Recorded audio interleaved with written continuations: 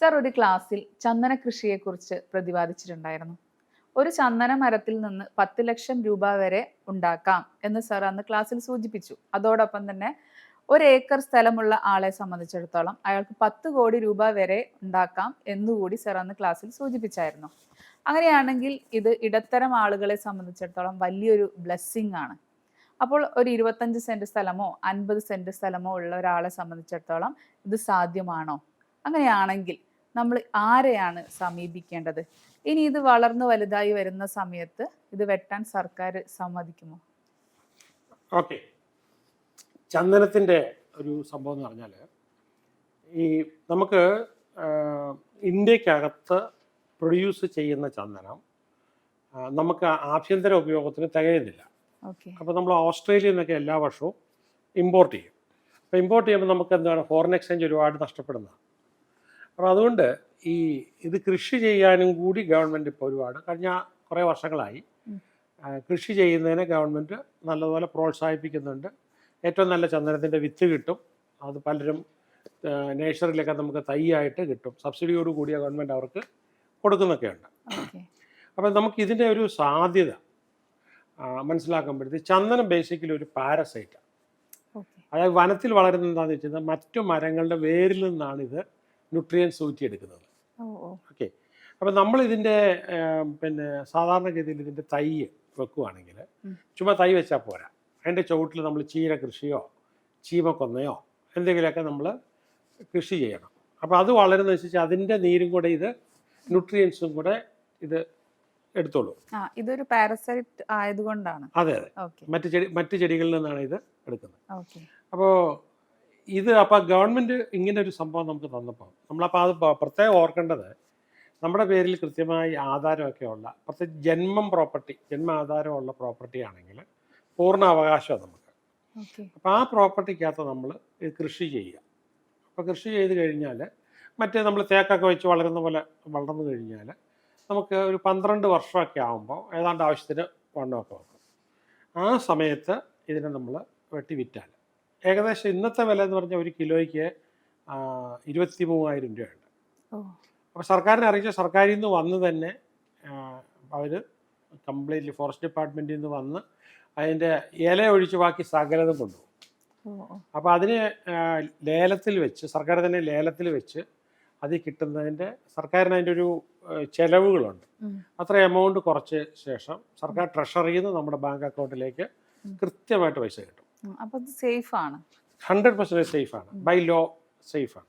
അപ്പോൾ അതൊരിക്കലും ഏതൊരു ഫോറസ്റ്റ് ഓഫീസിലോ DFOയുടെ അടുത്തോ ഹയർ ഓഫീഷ്യൽസ് ചോദിച്ചാൽ മതി. അല്ലെങ്കിൽ വിവരാവകാശം വെച്ചൊരു ലെറ്റർ ഇട്ടാലും വളരെ കൃത്യമായിട്ട് അതിൻ്റെ ഡോക്യുമെൻ്റ് ഉൾപ്പെടെ ഒരു ഉത്തരവ് ഉൾപ്പെടെ സർക്കാർ ഉത്തരവ് ഉൾപ്പെടെ അവരെടുത്തിടും.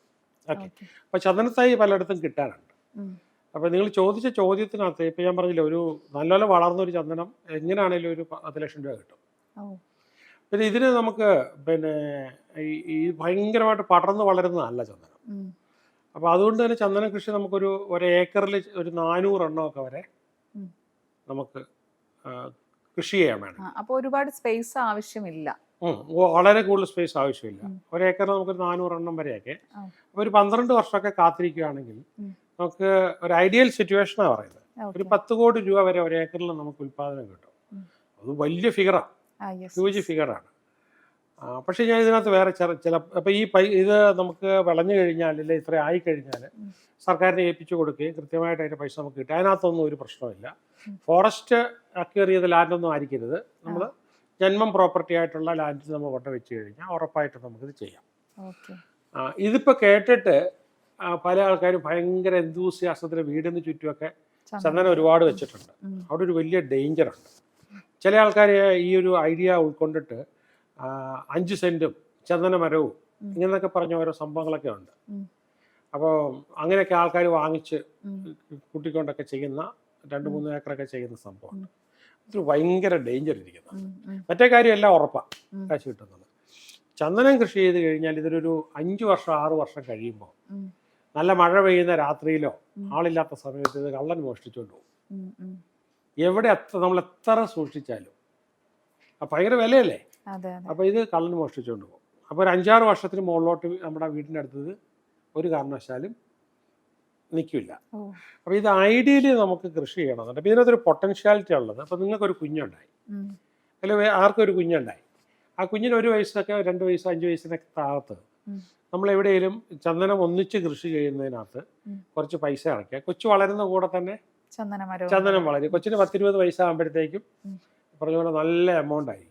എഡ്യൂക്കേഷൻ ഹൈ എഡ്യൂക്കേഷൻ ഒക്കെ വിടണമെന്നുണ്ടെങ്കിൽ, ഉം. ഫോറിൻ എഡ്യൂക്കേഷൻ ഒക്കെ വിടണമെന്നുണ്ടെങ്കിൽ. മറ്റൊരു കാര്യം ഞാൻ കാണുന്നത്, അപ്പോഴത്തേക്ക് നമുക്കൊന്നും കിട്ടുന്നില്ല. നമ്മളെല്ലാം ഇപ്പോൾ ഒരു ദിവസം നമ്മൾ പൈസ ഉണ്ടാക്കി ജീവിക്കുമ്പോൾ ഉം. മറ്റൊരു ദിവസം ജീവിക്കാനുള്ള പൈസ സൂക്ഷിച്ചിട്ടേ ചിലവാക്കാൻ പറ്റുള്ളൂ. കാരണം ഉം. ഒരു 65 വയസ്സൊക്കെ കഴിയുമ്പോൾ നമ്മുടെ ഈ ഉണ്ടാക്കൽ അങ്ങ് തീരും. ഉം. പിന്നെ 99 വയസ്സ് വരെ, ഇപ്പോൾ പറഞ്ഞാൽ 88 89 ആയി മരണം. ഉം. അപ്പോൾ ഇപ്പോഴത്തെ ഒരു 80 വയസ്സ് 85 വയസ്സുള്ള ആളോട് ഉം. നിങ്ങൾ ആര് വേണേൽ ചോദിച്ചു എന്താണ് അപ്പൂപ്പന് വേണ്ടില്ല, അമ്മൂമ്മയ്ക്ക് എന്താ വേണ്ടതെന്ന് ചോദിച്ചാൽ മരുന്ന് വാങ്ങിക്കാൻ പൈസ തികയുന്നില്ല, ഓ. അവരുടെ കാര്യങ്ങൾ പൈസ തികയുന്നില്ല. നേരത്തെ നല്ല സ്വത്തുണ്ടായിരുന്നവർ പോലും, ഞാൻ തന്നെ നടത്തിയ ഒരു റിസർച്ചിൽ കണ്ടത്, ബില്യണയർ ഉം. US ടേംസിൽ ബില്യണയർ ആയിട്ട് ഇരുന്നിട്ട് പോലും ഉം. അത് മുഴുവൻ പോയി 100% പോയിട്ട് എന്താണ് വേറെ സ്ഥാപനത്തിൽ ജോലി ചെയ്യുന്നവരുണ്ട്. എനിക്ക് ഭയങ്കര ഷോക്കിംഗ് ആയിരുന്നു അത് കണ്ടപ്പോൾ. ഉം. ഓക്കെ, അതേപോലെ തന്നെ അത് 100 കണക്കിന് ആൾക്കാർ ആ ലെവലിൽ ഇരുന്നിട്ട് പോലും. അപ്പോൾ ദാറ്റ് മീൻസ് ഇന്നത്തെ പൈസയൊക്കെ ഉണ്ട്, പക്ഷെ നമ്മളെ സംബന്ധിച്ചിടത്തോളം ഒരു 80 വയസ്സ് 85 വയസ്സ് 90 വയസ്സാകുമ്പോൾ നമുക്ക് ഒന്നും പറയാൻ പറ്റില്ല. അപ്പോൾ ഈ ഒരു സാധനം എടുത്ത് ഉപയോഗിച്ചാൽ നമുക്ക് ഒരു 10 40 50 വയസ്സൊക്കെ ആകുമ്പോഴാണെങ്കിൽ പോലും ശരി, ഉം. കുറേ പൈസ അതിനകത്ത് മുടക്കി കഴിഞ്ഞാൽ, നമുക്കുള്ളത് പൈസയുടെ കുറേ ഭാഗമെങ്കിലും മുടക്കി കഴിഞ്ഞാൽ, ആരുടെ സഹായം ഇല്ലാതെ ആണെങ്കിലും നമുക്ക് ഈൽഡ് വരുമ്പോൾ ഒരു ട്രസ്റ്റ് വല്ലതും ഉണ്ടാക്കിയ 99 വയസ്സ് വരെ നമുക്ക് സുഖമായിട്ട് ജീവിക്കാം. ഓക്കെ, ആഫ്റ്റർ റിട്ടയർമെന്റ് നമ്മുടെ ഭാവി സുരക്ഷിതമായിരിക്കും. ആഫ്റ്റർ റിട്ടയർമെൻറ്റിന് വേണ്ടിയിട്ടൊരു നമുക്ക്, ഞാൻ ഈ റിട്ടയർമെൻറ്റിന് വേണ്ടിയിട്ട് ഈ പിന്നെ ഒരു 65 വയസ്സ് മുതൽ 99 വയസ്സ് വരെ മനുഷ്യർ സുഖമായിട്ട് പാസീവ് ഇൻകത്തിൽ ജീവിക്കാൻ വേണ്ടിയിട്ടുള്ള ഞാൻ നല്ലപോലെ റിസർച്ച് ചെയ്തിട്ട് ഒരു 24 ബിസിനസ്സുകളാണ് കണ്ടെത്തി. അതിലൊരെണ്ണമാണ് ഈ ചന്ദന കൃഷി. പക്ഷേ ഇത് ചെയ്യുന്നതിനൊരു രീതിയുണ്ട്. എന്താണെന്ന് ചോദിച്ചാൽ, ഇപ്പം ഞാൻ കാശിങ്ങൾ നിങ്ങളുടെ കയ്യിൽ നിന്ന് കാശ് വാങ്ങിച്ചത് ചെയ്ത് കൊടുക്കത്തില്ല, ഓക്കെ. പക്ഷേ എൻ്റെ സ്റ്റുഡൻസ് ഒരു 100-200 പേര് ഇൻവെസ്റ്റ് ചെയ്യാനായിട്ട് തയ്യാറായി വന്നാൽ ഞാൻ അവർക്ക് ഇതിനുള്ള മുഴുവൻ കൺസൾട്ടൻസിയും ഗവൺമെൻറ് ഓഫ് ഇന്ത്യ മുതൽ ഇങ്ങോട്ടുള്ള എല്ലാ എക്സ്പെർട്ടൈസും കൊടുത്ത് സംഭവം ഇംപ്ലിമെൻറ്റ് ചെയ്യിക്കും. ഓക്കെ, അതെങ്ങനെ ചെയ്യുന്നതെന്ന് ഞാൻ പറയാം. ഗൈഡൻസ് കിട്ടും സാറിൻ്റെ? അല്ല, ഗൈഡൻസ് മാത്രമേ, ഞങ്ങൾക്ക് ഓപ്പണായിട്ട് പറയാം എങ്ങനെയാണ് ചെയ്യുന്നത്. ഒന്നാമത്തെ കാര്യം, ഇപ്പം നമ്മളിപ്പോൾ നിങ്ങളിപ്പോൾ റിട്ടയർ ചെയ്യുമ്പോൾ ബെനിഫിറ്റ് കിട്ടാൻ വേണ്ടിയിട്ട് നിക്ഷേപിക്കുക, ഏതെങ്കിലും പ്രൈവറ്റ് അല്ലെങ്കിൽ പബ്ലിക് ലിമിറ്റഡ് കമ്പനിയിലൂടെ നമ്മൾ നിക്ഷേപിക്കുക. പക്ഷേ ഇത് ഒത്തിരി കാലം കഴിഞ്ഞ് കിട്ടുന്നത് 10 വർഷം കഴിയുമ്പോഴത്തേക്ക് കമ്പനി ഏതെങ്കിലും കാരണവശാൽ പൊളിഞ്ഞു പോയാലോ, നോക്കിയൊക്കെ എവിടെ പോയി, അപ്പോൾ അത് ഇല്ലാതായി പോയി കഴിഞ്ഞാൽ നമ്മൾ എന്ത് ചെയ്യും? ഓക്കെ, അപ്പോൾ അതുകൊണ്ട് എവിടെ കൊണ്ട് ഇൻവെസ്റ്റ് ചെയ്താലും നിങ്ങൾക്ക് ഉടമസ്ഥാവകാശം, അതായത് ഇക്വിറ്റി ഷെയർ കിട്ടുന്ന കമ്പനിക്കകത്ത് ഇൻവെസ്റ്റ് ചെയ്യാവും. നിങ്ങൾ തന്നെ ആയിരിക്കണം അതിൻ്റെ കൺട്രോൾ.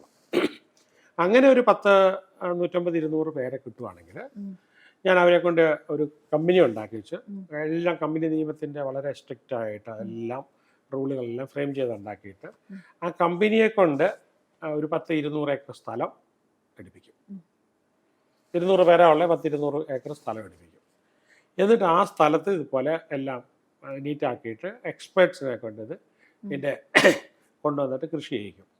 കൃഷി ചെയ്തിട്ട് ഒരു 3-4 വർഷം ആകുമ്പോഴത്തേക്ക് ഇതിൻ്റെ ചുറ്റും ഒരു 15 അടി ഉയരത്തിലെങ്കിലും മിലിറ്ററിയൊക്കെ ചെയ്യുന്ന പോലെ ഒരു മനുഷ്യനെ കയറാൻ പറ്റത്തില്ലാത്ത രീതിയിൽ ചെയിൻ ലിങ്ക് ഫെൻസിങ് ചെയ്യണം. ഒരു മനുഷ്യൻ വിചാരിച്ചാലും മുകളിൽ കയറാൻ പറ്റരുത്. ഒരു 10 വർഷം 8 വർഷം 10 വർഷമൊക്കെ ആകുമ്പോഴത്തേക്കും അതിനകത്ത് ഡോഗ് സ്ക്വാഡ് ഉൾപ്പെടെയുള്ള, അല്ലെങ്കിൽ നല്ല സെക്യൂരിറ്റി ടീം ഉൾപ്പെടെ അവർ ചുറ്റിക്കൊണ്ടിരിക്കണം ആ പ്രോപ്പർട്ടിക്കകത്ത്. അപ്പോൾ എന്നിട്ട് ഗേറ്റ് മുതൽ അവിടെ ഭയങ്കരമായ സുരക്ഷിതത്തിൽ മോഷ്ടിച്ചുകൊണ്ട് പോകും. എങ്ങനെ ചെയ്താലും ഒരു വിധത്തിൽ കയറാൻ പറ്റത്തില്ലാത്ത പോലെ മിലിറ്ററിയൊക്കെ ചെയ്യുന്ന പോലെ തന്നെ ഇത് വേണ്ട. നമ്മുടെ മറവൂറൊക്കെ ഇല്ലെങ്കിൽ ഭയങ്കര ഡീപ്പ് ഫോറസ്റ്റിൽ പോലും ചന്ദനത്തെ വെട്ടിക്കൊണ്ട് പോകുമല്ലേ.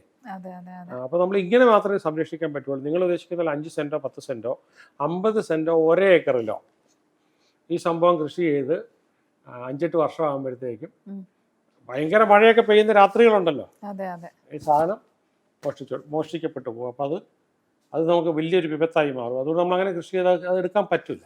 ഉം. ഞാനിതിനെക്കുറിച്ച് നല്ലതുപോലെ പഠിച്ചു. ഈ ഒരു രീതിയിൽ മാത്രം 200 ഏക്കറൊക്കെ നമ്മൾ എടുത്തിട്ട് മൊത്തം ഓരോരുത്തരുടെ പേരിലെടുക്കാം, ഉം. കമ്പനിയുടെ പേരിലെടുക്കാം, അങ്ങനെ മൊത്തമായിട്ട് എടുത്തിട്ട് ഉം. കൃഷി ചെയ്ത്, അപ്പോൾ അതിനിടയ്ക്ക് വേണമെങ്കിൽ ഇതിനകത്ത് ടൂറിസം വേണേൽ നടത്താം. അതെ അതെ. ഉം. പിന്നെ ഇടവിളയായിട്ട് പച്ചക്കറിയൊക്കെ കൃഷി ചെയ്ത് കഴിഞ്ഞാൽ, കാരണം ഇതിന് വേണം, മറ്റ് ചെടികൾ വേണം. യെസ്. പിന്നെ ഇതിനകത്ത് നമ്മൾ മാത്രമല്ല, ഈ ചന്ദന കൃഷിക്ക് പറ്റിയ ആഗ്രികൾച്ചർ എക്സ്പേർട്സ് കൂടെ വേണം. ഉം. ഇതിന് കേടുവരുന്നുണ്ടോ എന്ന് നോക്കണം, ഉം. കറക്റ്റ് വളം ചെല്ലണം, വെള്ളം ചെല്ലണം. പൊതുവേ ഇതിന് വലിയ വെള്ളം വേണ്ട, വാട്ടർ ലോഗിങ് ഏരിയ പറ്റത്തില്ല. ഇത് ഇന്ത്യയിൽ ഇത് വളരുന്ന സ്ഥലം ഈ വടക്കൻ കേരളത്തിൽ കുറച്ച് ഏരിയയും, ഉം. പിന്നെ തമിഴ്നാടിൻ്റെ ഒരു ശകലം ഭാഗവും, ഉം. ആന്ധ്രയുടെ ഒരു കുഞ്ഞു ഭാഗവും, പിന്നെ നമ്മുടെ കർണാടകത്തിൻ്റെ ഒരു കുറച്ച് ഭാഗവും. ഉം. നെറ്റിൽ നോക്കിക്കഴിഞ്ഞാൽ അതിങ്ങനെ ആ ഭൂഭാഗം പ്രത്യേകം മാർക്ക് ചെയ്ത് കിട്ടും, അവിടെ ഇത് വളരത്തുള്ളൂ. ഉം. ഉം. വേറെ ഉള്ളിടത്തൊന്നും ഇത് വളരത്തില്ല. ഉം. പിന്നെ ഓസ്ട്രേലിയയിലൊരു പ്രദേശത്തുണ്ട്, പിന്നെ ആഫ്രിക്കയിലൊരു സ്ഥലത്തുണ്ട്. അവിടെ ലോകത്ത് ഇത്ര സ്ഥലത്തെ ഇത് സാധനം വളരത്തുള്ളൂ. യെസ്. അപ്പോൾ അതും ഈ മറ്റ് മരങ്ങളുടെ ഒരു ഉം. സപ്പോർട്ടോട് പാരാസൈറ്റായിട്ട് മാത്രമേ വളരത്തുള്ളൂ. പക്ഷേ ഇങ്ങനെ നമ്മളൊരു സംരക്ഷിത മേഖലയിൽ ഒരു 200 ഏക്കർ ഉം. ഇവരെ കൊണ്ടെല്ലാം ഒരു നല്ലൊരു കോർപ്പറേറ്റ് ഉണ്ടാക്കി, നമ്മളിപ്പോൾ റബ്ബർ എസ്റ്റേറ്റ് ഒക്കെ ഉണ്ടാക്കിയിട്ടില്ലേ, അതെ. തേയില എസ്റ്റേറ്റ് ഒക്കെ ഉണ്ടാക്കിയിട്ടില്ലേ, ഉം. പക്ഷെ അതിലും ഒത്തിരി സുരക്ഷിതത്വം കൊടുത്തോണ്ടെന്ന് പറഞ്ഞാൽ ആർമിയൊക്കെ ഉപയോഗിച്ചേക്കുന്ന ആ ഒരു വിധത്തിലും കയറാൻ പറ്റത്തില്ലാത്ത രീതിയിൽ തന്നെ ചെയ്ത് സുരക്ഷിതമായിട്ട് ചെയ്ത്, പിന്നെ എക്സ്പേർട്ട് നോക്കുകയും വളമിടിയിലും ഉം. ഒക്കെ നന്നായിട്ട് ചെയ്യണം. വളമൊക്കെ ഇടുവാണെങ്കിൽ കുറച്ചുകൂടെ ചീറി വരും, വലുതായിട്ട് വരും. ഉദ്ദേശിക്കുന്ന സമയത്തിനകത്ത് തന്നെ എങ്ങനെയാണോ നമ്മൾ റബ്ബർ വെട്ടാറായി ചെയ്ത് വരുന്ന പോലെ തന്നെ ഉം. ആ റബ്ബറിനെ നോക്കുന്ന പോലെ തന്നെ ഇതിനെ നോക്കണം. ഓ. നോക്കി ഇത് വെള്ളമാണെങ്കിൽ ഇതിലും കൂടുതൽ പോകത്തേ ഉള്ളൂ. ഒരു ചെടിക്ക് നമ്മൾ 10 ലക്ഷം രൂപ എന്നുള്ളത് കുറച്ചുകൂടെ കൂടുതൽ ഉം. എമൗണ്ടിലേക്ക് പോകത്തേ ഉള്ളൂ. അപ്പം അങ്ങനെ വരുവാണെങ്കിൽ നമുക്ക് അങ്ങനെ അതൊരു നല്ല ഓപ്പർച്യൂണിറ്റിയാണ്. ഉം. അപ്പം അത് നിങ്ങളിങ്ങനെ ഒരു 200 ഏക്കറൊക്കെ കണക്ക് കൂട്ടിയിട്ട് എടുത്ത് ഈ ഒരു സുരക്ഷിതാവസ്ഥയിൽ എനിക്കത് ചെയ്യാൻ പറ്റും. കാരണം എന്ന് വെച്ചാൽ എൻ്റെ സ്റ്റുഡൻസ് ഒത്തിരി പേരുണ്ട്. അതെ. അപ്പം ഓൾറെഡി 2-3 ഗ്രൂപ്പുകൾ ഇത് പറഞ്ഞിരിക്കുന്നുണ്ട്. ഉം. ഉം. ചിലപ്പം ഒരു വർഷം കൂടെ ഒക്കെ കഴിയുമായിരിക്കും.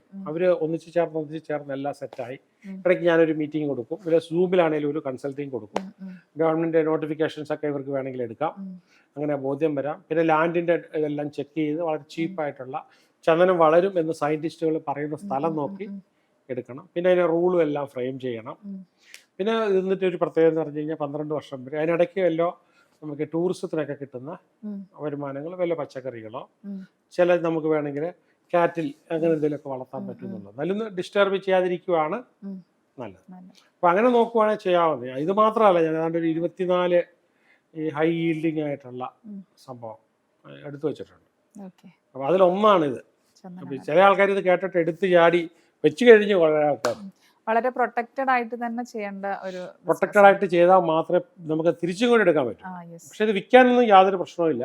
നമ്മളിത് നിയമപരമായിട്ട് പ്രശ്നങ്ങളൊന്നും ഇല്ല, നമ്മൾ അറിയിച്ചാൽ മതി. അവർ അറിയിച്ചു കഴിഞ്ഞാൽ അവർ വന്ന് നോക്കി അതിൻ്റെ അളവെല്ലാം എടുത്ത് എല്ലാം ചെയ്ത് അത് നിയമപരമായിട്ട് തന്നെ ചെയ്ത് നമ്മുടെ അക്കൗണ്ടിലേക്ക്. ഒരു വളരെ പ്രധാനപ്പെട്ട ഒരു കാര്യം, ഇതിന് ടാക്സും ഇല്ല. ടാക്സ് ഇല്ല. ഓക്കെ. ഇതിന് നമുക്കിപ്പോൾ ഇത്രയും പൈസ നമ്മുടെ അക്കൗണ്ടിലേക്ക് വരുമ്പോൾ ഇതിന് ടാക്സ് കൊടുക്കേണ്ട ആവശ്യമില്ല. ടാക്സും ഇല്ല. അപ്പോൾ അങ്ങനെയുള്ള ഒരുപാട് പ്രയോജനങ്ങളുണ്ട്. നല്ലൊരു ഐഡിയ ആണ് സാർ അത്. അതെ അതെ. ഇതിപ്പോൾ ചെയ്യുമ്പോഴത്തേക്കും സെൻട്രൽ ഗവൺമെൻറ്റുമായിട്ടും കൂടെ ഇതിനെ ഒന്ന് കണക്ട് ചെയ്ത് ഒരു ഗവൺമെൻറ് പ്രോജക്റ്റായിട്ടും കൂടെ ചെയ്യാനായിട്ട് നോക്കുന്നുണ്ട്.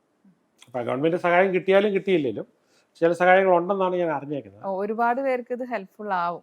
പക്ഷേ ഇത് ഒരു കോഓപ്പറേറ്റീവ് ഫാമിംഗ് പോലെ ഒരു കോർപ്പറേറ്റ് ആക്കിയിട്ടോ, പക്ഷേ അതിൻ്റെ ഈൽഡ് കിട്ടുമ്പോൾ, അപ്പോൾ ഇവരൊക്കെ വയസ്സായി വരുവാണെങ്കിൽ ഒരു ട്രസ്റ്റ് ഉണ്ടാക്കി കൊടുത്താൽ മതി. അതെ അതെ.